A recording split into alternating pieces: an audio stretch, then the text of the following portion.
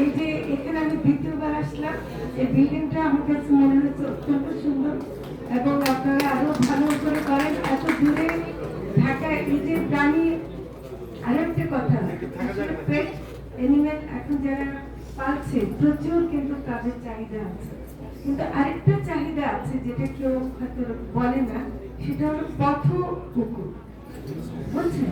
এবং পথ কুকুরের জন্য যারা আমাদের অ্যানিমেল ওয়েলফেয়ারের কাছে তারা অনেক কথা বলেন, কিন্তু আমার মনে হয় তাদের সেবাটাও যদি আমরা ঠিক মতো দিতে পারি তাহলে কিন্তু প্রাণী জগতে আসলে ওরা আপনাকে তো এসে ধন্যবাদ দিতে পারবে না, কিন্তু আল্লাহ খুশি হবে।